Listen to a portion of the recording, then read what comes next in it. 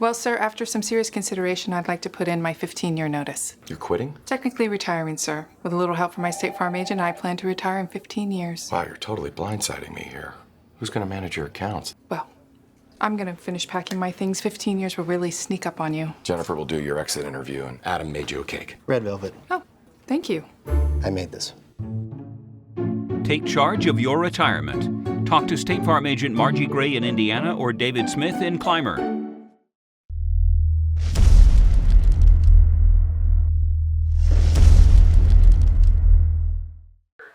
Hello, I'm Carly Krouse of the Indiana Gazette, and welcome to the 9th edition of our high school football preview show.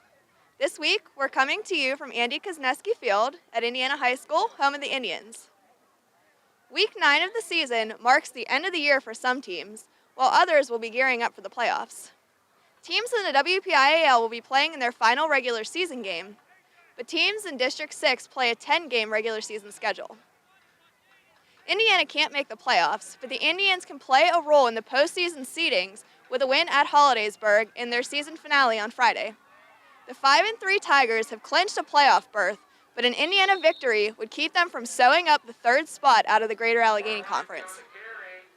Apollo Ridge is looking to finish third in the Allegheny Conference, and the Vikings can do that with a win over West Shamokin at home. The 5-3 Vikings have been flying high since the return of running back Dwayne Brown, who set a WPIAL single-game rushing record with 460 yards against Deer Lakes last week. Apollo Ridge is 3-0 since Brown returned after a 3-week layoff due to a concussion. West Shamokin enters the game at 3-5 with 2 straight wins. Derry needs some help to make the playoffs, but the Trojans first have to take care of business against a 1-win Waynesburg Central team at home. The 4-4 Trojans have won 4 straight interstate conference games before Burgettstown threw a wrench into their playoff hopes by pulling out a last-second victory last week. Now Derry needs some help from Brownsville, a 2-6 team that plays Burgettstown on Friday. Punxsutawney likely lost its chance to get into the District 6, 8, 9 playoff field, but the 3-5 Chucks can make some noise this week by beating undefeated Karn City in a Keystone Shortway Athletic Conference game at home. In the Heritage Conference, 8 of the 9 teams will be playing in their final conference game of the season. Marion Center is the exception because the Stingers wrap up their campaign with 2 non-conference games. Even though they're just 1-7, the Stingers have a chance to win out against 2 other 1-7 teams. This week, Marion Center plays host to St. Joseph's Academy. It's the 3rd time this season the Wolves have played against the Heritage Conference team, and they also forfeited a game against Penns Manor. Marion Center running back Zach Edwards has rushed for 748 yards, but the Stingers are last in the area with 200.6 yards per game of total offense. In a rivalry game, Purchase Line travels to Penns Manor to take on the unbeaten Comets. Penns Manor scored a big victory over Ligonier Valley last week to claim the conference championship. With that victory, the Comets moved up to number 7 in the state rankings and have a chance to finish off their conference schedule at 8-0.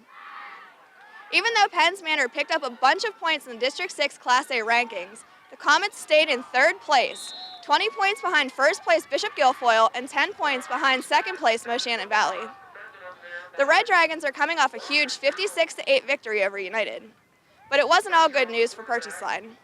Quarterback Shamar Campbell, the area's leading scorer, left the field in an ambulance late in the 3rd quarter after being tackled from behind.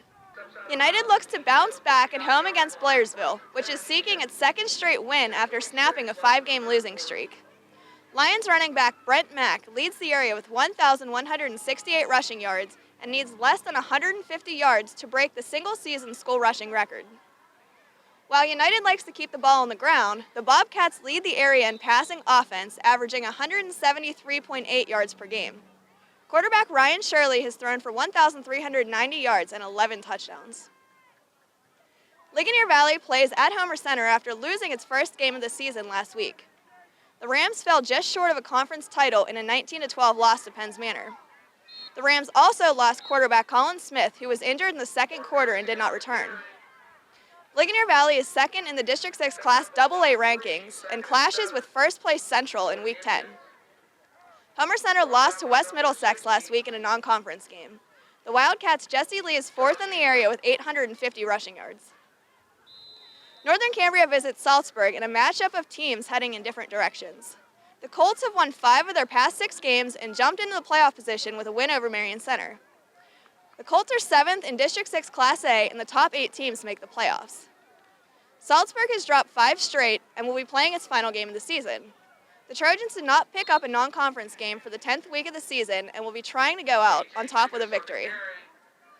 Be sure to pick up Saturday's paper for full coverage from Friday night and check out live scoring updates on Fridays at IndianaGazette.com. We hope to see you next time for another week of our preview show.